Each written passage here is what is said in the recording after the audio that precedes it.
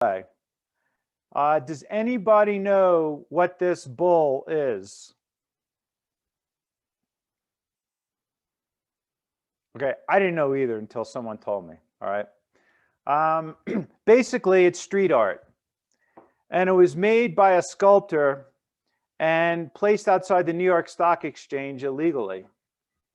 And it represents the success of the markets, capitalism, and it was hauled away by the cops, and it wound up getting put back as street art in front of the building that I wound up working at 26 Broadway. Now, I grew up relatively poor. We had no investment accounts. We really didn't have any money, so I had no contacts to get into the business. So every day I would get in a car, drive into the city with my parents. He'd drop me off at a office building downtown, and I'd go up to the top floor, get off the elevator with my resumes, and just walk up and down the halls and look for member SIPC. I'd walk in, hand my resume, and I'd say, "Are you hiring anyone?" I did this for hours, for days, for weeks, and for months. Remember, I graduated in May of '81. I got hired started January of '82. So I basically did what's called pounding the pavement for months trying to get a job, because it's somewhat incestuous on who you know that gets you a look, okay?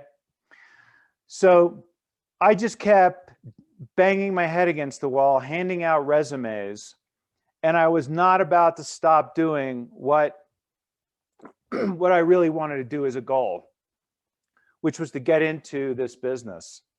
So when you graduate, you've got to realize that it's not going to be easy. And you've got to continue to network. You've got to continue to ask people to introduce you to other people. Ask people for advice and just speak to them. Whatever you do when you're looking for a job, it's brutal now, because I speak to a lot of kids. You're never going to stop. Don't slow down. Your efforts have to be persistent. And it's going to be really super hard now under COVID, but you've got to continue to pursue your goal. Be a pest. Follow up with people. Network, okay? Use LinkedIn. But make sure you never stop your efforts. And finally, I got hired by E.F. Hutton in January of '82. And like, my parents didn't know anything about Wall Street. So my dad takes me to an off-price retailer, which some people on this call might know about, a place called Sims. And he buys me a brown suit and a blue suit. And the brown suit had white buttons. It was like I was a director of a cruise on a cruise ship, okay? He had no clue about what Wall Street dress would be. And because we didn't have a lot of money and I couldn't afford a lot of suits, he said, "You know what? We're going to buy," he bought me like 5 colored shirts. And so I basically had to mix and match. I'd wear a brown suit with the pink shirt, the blue suit with the yellow shirt. And his thinking was, well, people won't know you don't have a lot of, suits and shirts, and they won't think you're poor. And this is what I did. And I started with a group of 5 in the training class, and I just got a sense that they were ridiculing me. And they were making fun of me of how I looked, especially with the brown suit and the pink shirt. And the brown suit had the white buttons on it, okay? And I come home and I said to my parents, I said, "Listen, Dad, I just don't fit in with these guys. They're like all different. They're all dressed from Brooks Brothers." He goes, "You just keep doing your job and don't worry about how you look." And 2 weeks later, I overheard them saying, talking trash about me and how I looked. And I come home, it was like my first job, and I felt like a heel. And he goes, "You just keep going to work. You got a job. You made it, okay?" And so gradually, over time, the meritocracy of Wall Street started to emerge. And my work was starting to get more respected than a lot of the other people. And over time, they were coming to me with questions. And over time, I started to drop my pink shirt and I got another white shirt. And over time, I started to emerge as a team leader in my first job. And then I got my first bonus at the end of the year. And I went out and I managed to buy a gray suit and I dumped the brown suit.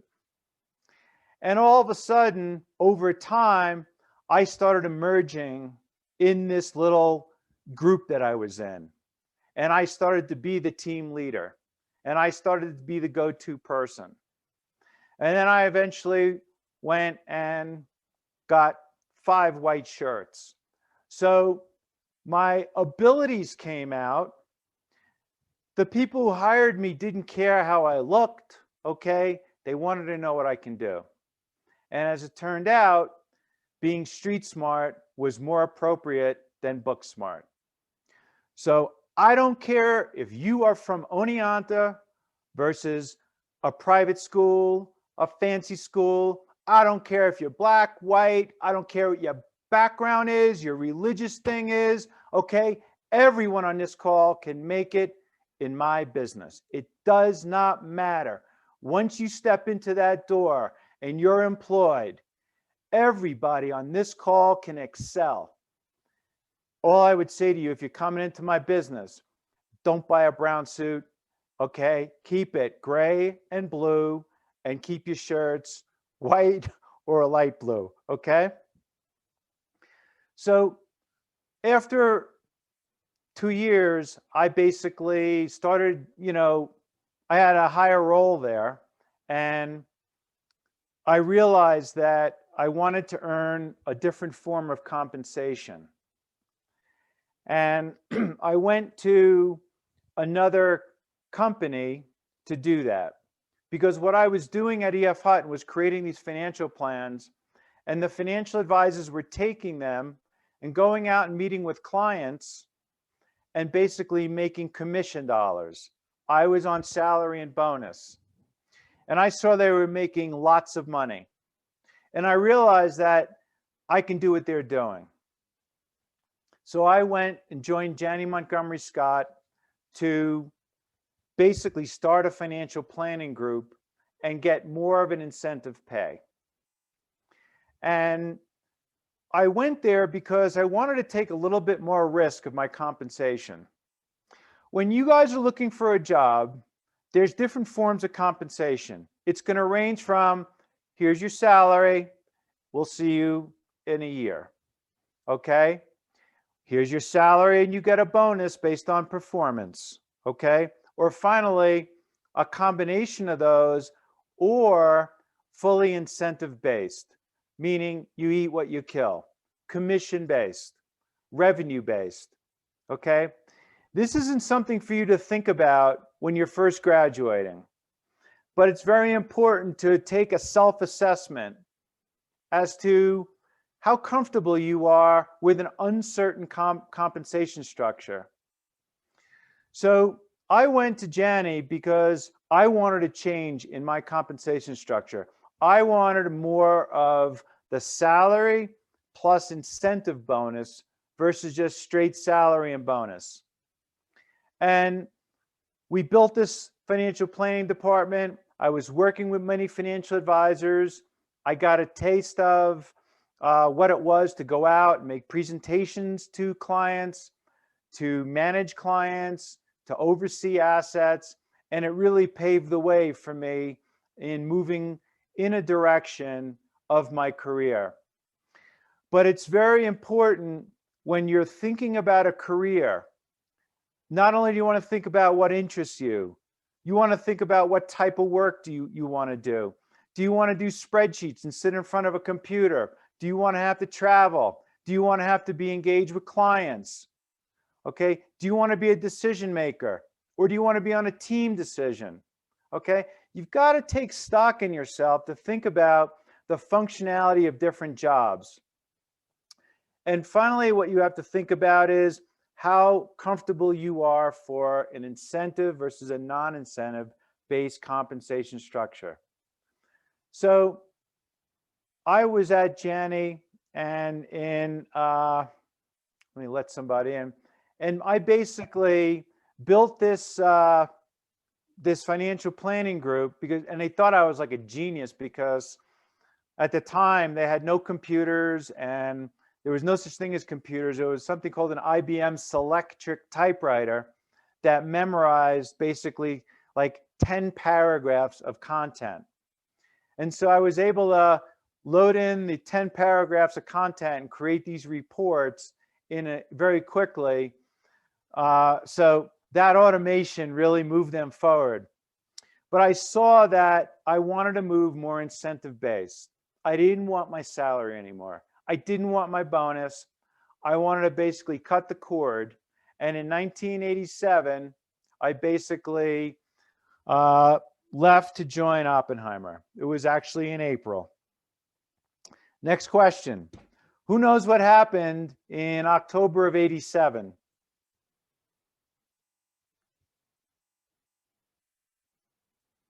Now, this is a tough question. All right. So in October of '87, which was 5 months after I went and started at a new firm, okay, we had what was the real market crash. Okay. You can Google Black Monday and it'll come up. Okay.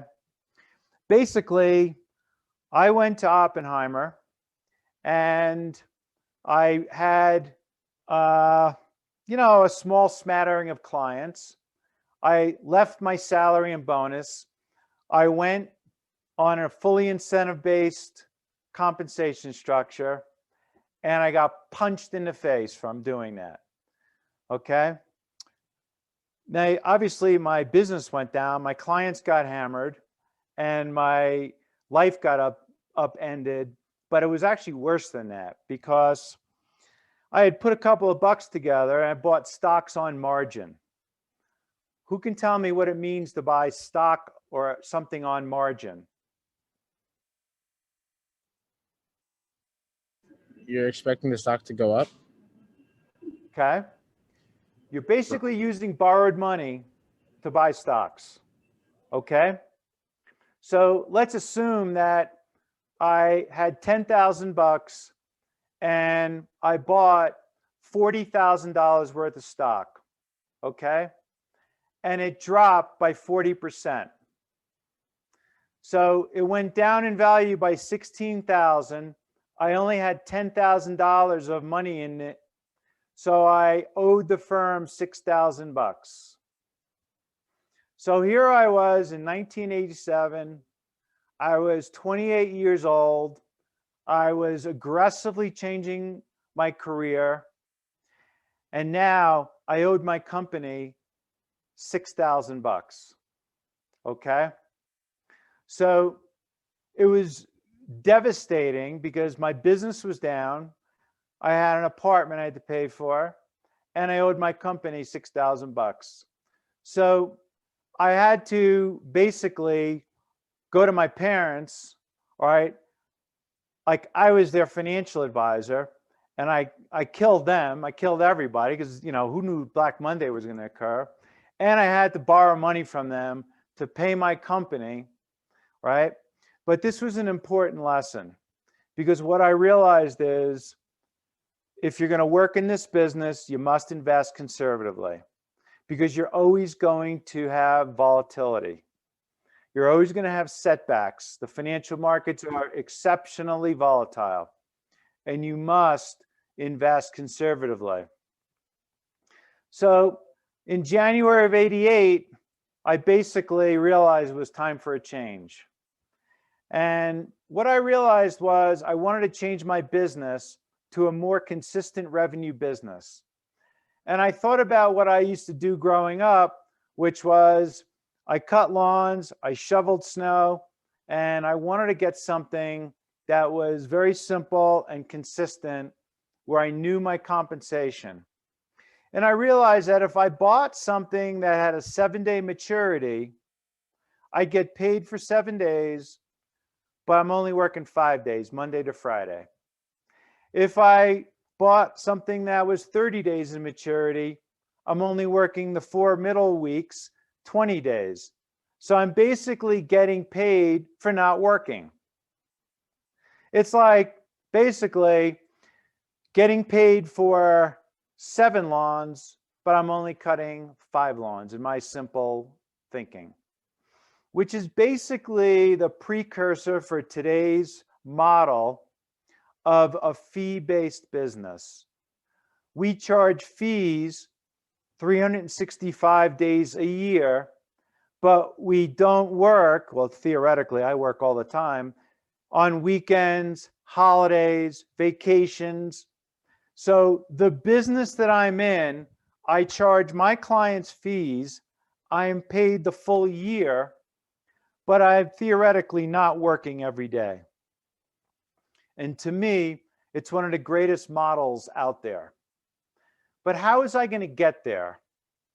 So I didn't know anything about fixed income at the time. And what I did was I bought Barron's, I read the fixed income section, and I created what's called Rich's Roundup. And I dial up, you remember we had dial phones, treasurers and CFOs of companies. And I asked them if they want my commentary on the market. Sure, make it quick. And I would just outline the Barron's fixed income commentary, and I would just tell it to them. And I'd say, thank you. And I would keep doing this every week, giving them an update. Commercial paper rates are this, 2-year treasuries that, and we think rates are going here. Very quick, giving them a quick update, okay? I was giving to get.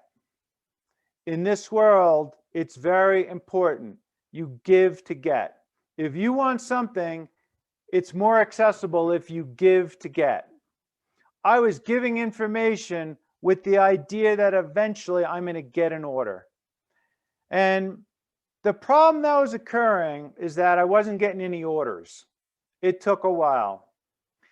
And there were 64 people in my department, and I was ranked number 58. And every month, the boss was firing, or every 2 months, the lowest producing people. Okay? And at that time, they would walk in with security, with big boxes, and he would take his arm and slide everything on that person's desk into a box, which was at the end of the desk. Security would lift the box up, they'd usher the person out. So I didn't know if I had a good idea that I should stick with or a bad idea that I should abandon. It was very unsettling at that time. Right after the crash, dislocation in the market, and I was starting a new business in a sense. So I made a pact with myself. I believed I had a good idea. I'm going to stick with it. I was not going to abandon it. But what I was going to do was come in before every one of those 64 people in the morning, and I wasn't going to leave until they left. So I'd get up at 6 in the morning, get in by 7, and you had all the people who were covering Europe at the time in the office. I'd want to leave at 6. You had people covering clients in Hawaii, so they'd still be there. So the following week, I was getting up at 6, at 5:30, and then 5, and then I was leaving at 8, and then 8:30. So basically, over time, I was working 16, 18-hour days every day, every week, because I felt I had an idea that was going to work. And I really had no choice because, I got pretty blown up in the crash. The point of this is something that a person told me along the way. If you're willing to work harder than others will, you'll live your life better than others can. I'll repeat it. If you're willing to work harder than others will, you'll live your life better than others can. In the world today, you have to work harder, unless you're like super, super smart. I'm not a smart guy, okay? But I, under brute force, okay, was able to outwork my competition, okay? And so I went at Oppenheimer from being 58 out of 64 to number 1 on that roster of businesses in my department. And then I kept growing to become close to number 1 in the entire firm, simply by having an idea, focusing on it, specializing in it, and working harder than everyone else. And then a couple things happened with Oppenheimer. It got bought by a Canadian bank, and the whole thing got upside down. And I left in April of 2003 to go to Bear Stearns. Okay? Now, Bear Stearns was what I like to characterize an eat what you kill firm. You have your own P&L, and you get paid off of what you earn. It was a classic entrepreneurial environment, which was perfect for me. And when we got there, we excelled. Basically, we added a money market portal. Our assets grew dramatically, and the team size grew. I had a dozen people working for me. Our revenues went up. We were once again back on top, one of the top businesses at Bear Stearns. It was a great environment up until it wasn't. Does anyone know what happened to Bear Stearns? Went to $1 a share. There we go. Thanks for reminding me. Okay. Basically, I had to take half of my earnings every year in Bear Stearns stock. I had an incentive plan. I took 100% in Bear Stearns stock. And in 2008, when the company went under, I had literally a small fortune in Bear Stearns stock. And you can see it went from basically 170, as Jill reminds me, to $1. For various reasons, I was able to get out at $9. Nevertheless, it was exceptionally painful. But unlike many of my colleagues at Bear who had to change their lifestyle, sell the fancy cars, the boats, the vacation home, pull their kids out of private school, the whole deal, I didn't miss a beat. My life went on for the simple reason that I learned my lesson in 1987. I'll repeat it. If you're going to come into this business, you've got to invest conservatively. So I basically was fine. I was in a lot of, pain and suffering at losing a fortune, but I just went to work every day. And what happened was JP Morgan took over Bear Stearns, and then I joined in June of 2008, JP Morgan. Then in September of 2008, they told me that I was not wanted at the firm anymore.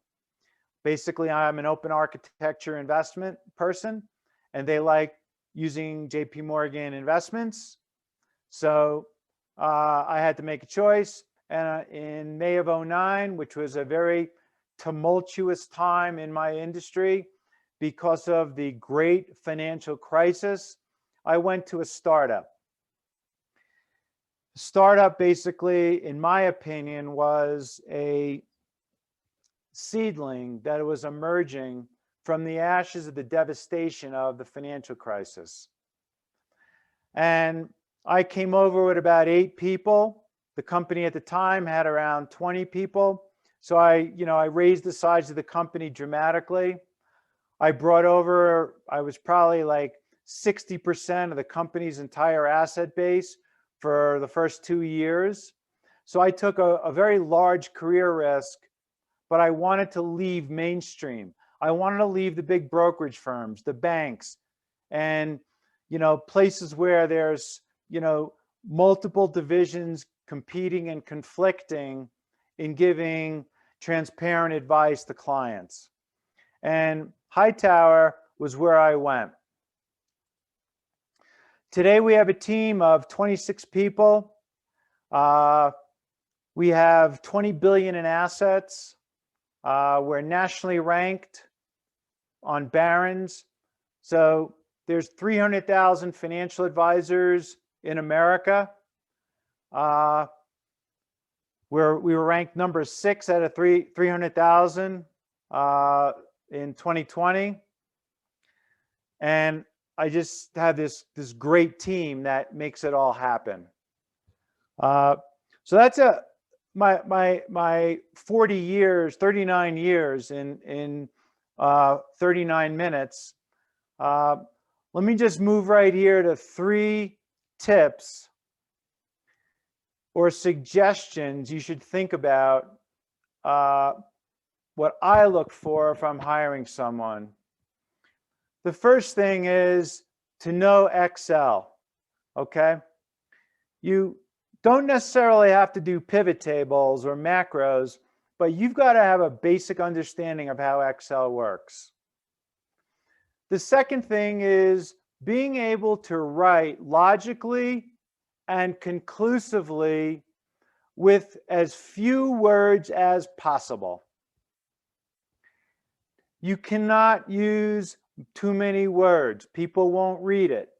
You've got to write in a succinct manner, right to the point, very clear and concise.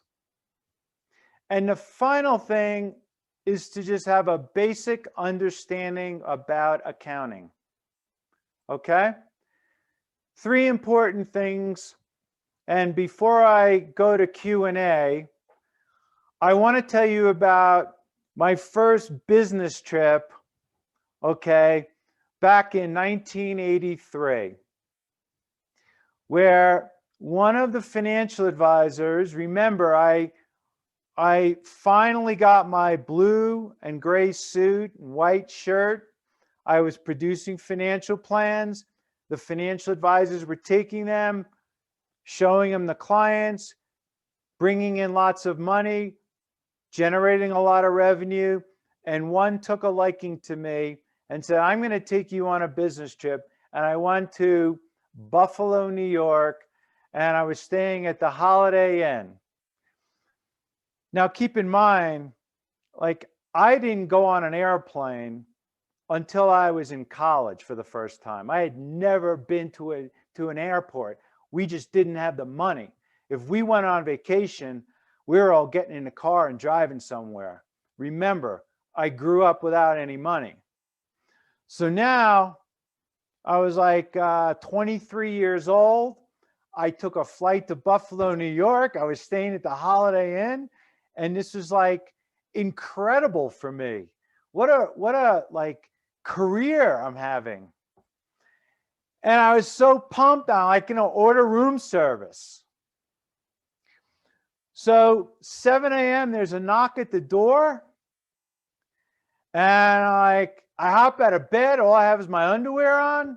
I was like, oh, just leave it there. I'll get it. Okay.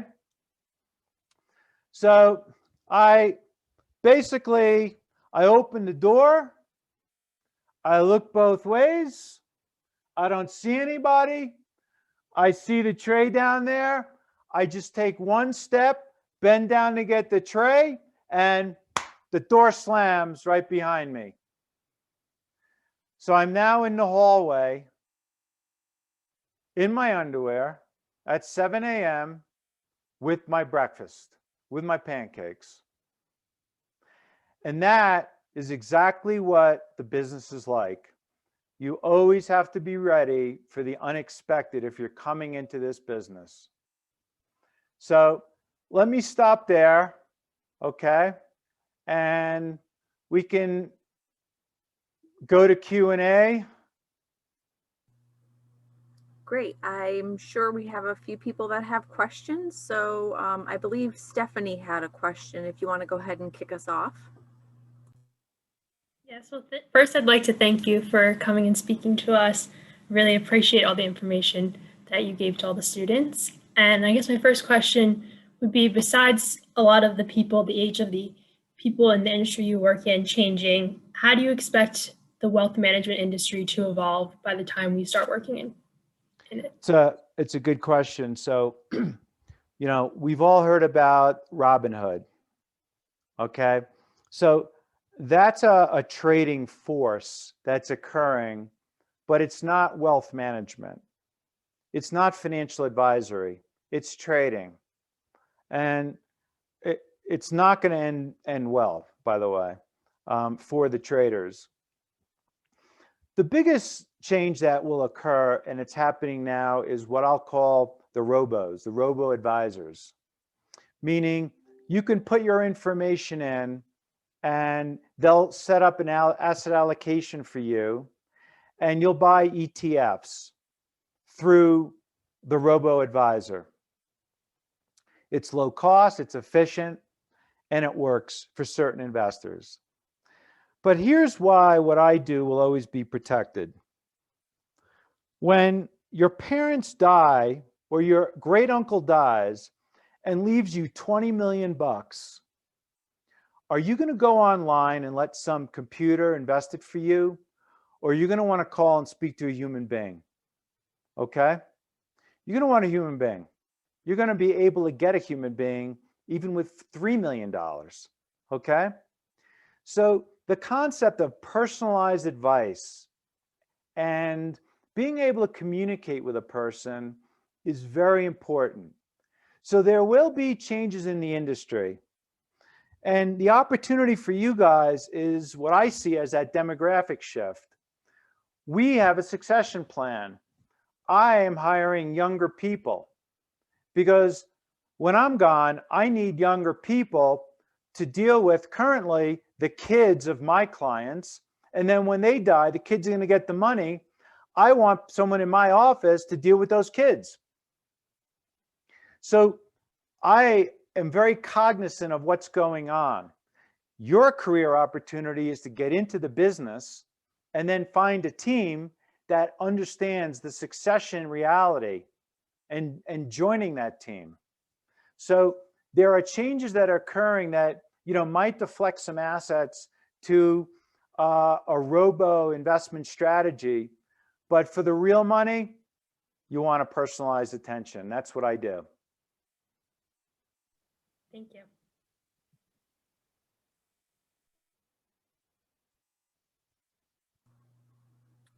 Who's next?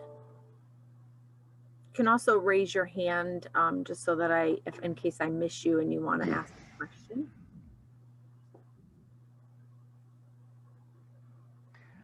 Are any of you thinking about getting into the business or just exploring it? Yes, I am.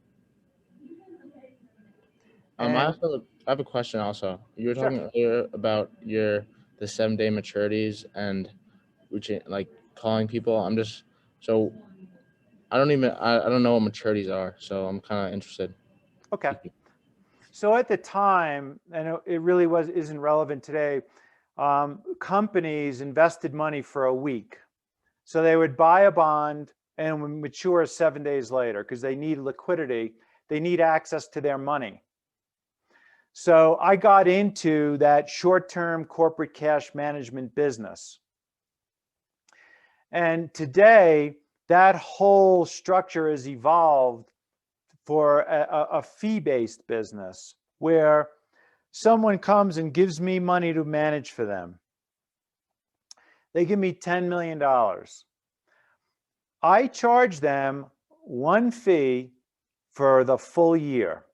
It's charged quarterly based on their account value. It does not matter how many days I'm coming to work. So it's a business where you get paid when you're not working. It's not like a dentist where you've got to come in and perform a procedure to get paid. So when you get older and you've been in the workforce, at some point you have the ability to choose a career direction. Think about how you want to be compensated. and if you want to take the risk. My kids are 26 and 24, okay? I'm encouraging them to take career risk now. They have no, well, I mean, what they gave up their leases, so like, you know, there's no part, they have no obligations, but point is, when you're young, you can take career risk in looking for what interests you and what directionally, you know, you want to be doing in life and how you want to be compensated. Thank you. Sure. And in my business, you know, we have people that are analysts. So, you know, they're very technically oriented. They're not the type of people that I don't want to be, you know, denigrating them, but they have a specialty of digging into information and extracting ideas versus sending them out to try to get new business. Okay, so their personality is more technical, analytical than social. Okay, and so I cite that dichotomy because you all have to think about who you are and what you're good at. And there's a great combination when you can marry the technicals with the social, right? And the whole business is changing very rapidly. So there are career opportunities that are going to emerge that weren't there 10 years ago. For example, we have someone now on the team that is the integration of our systems and our technology with our applications. So that person basically, I don't know, he's like 30. How old is Danny, Beth?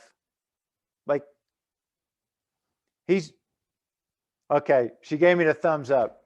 All right, so he's got a knowledge of all of our systems, our programming, our data sets, okay? And he's got a knowledge of our applications, our trading, our record keeping, our client service, and how we marry the two.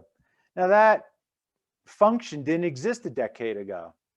So in this business that I'm in, it's very dynamic. You guys could be computer experts interested in investments and marry the two off.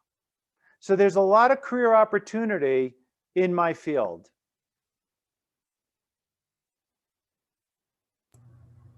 We probably have time for one or two more questions.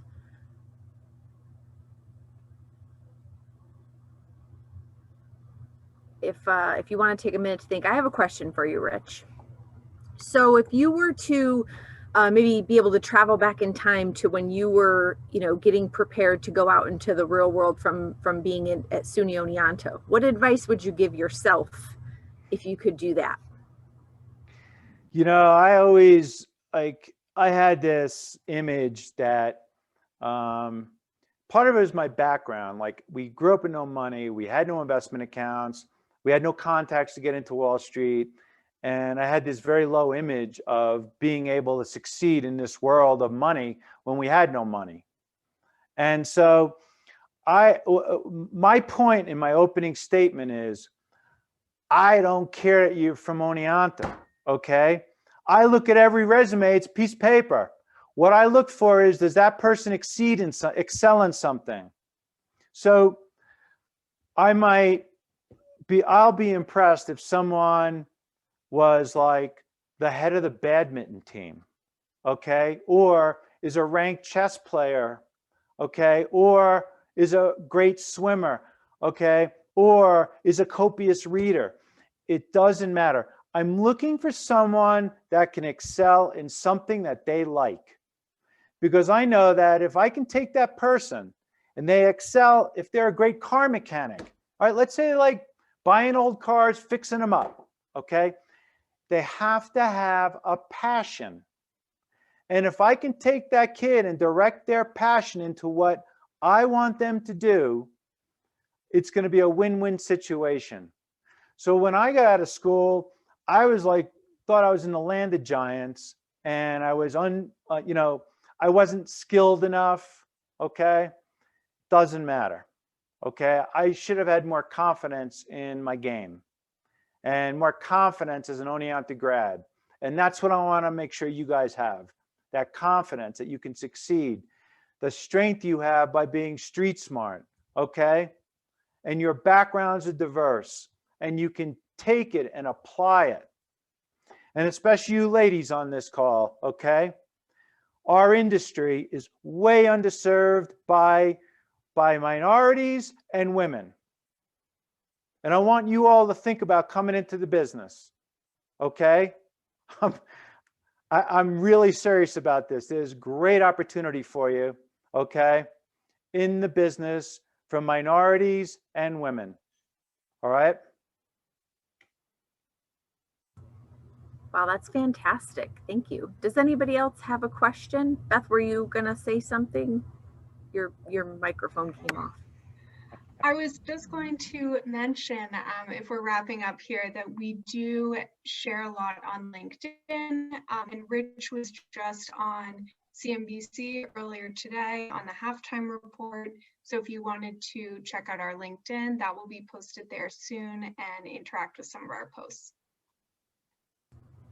Yeah, check it out. Today we got into this big argument on CNBC over stock splits, okay? All right, and I use the word pizza, that's the same size pizza, no matter how big the slices are.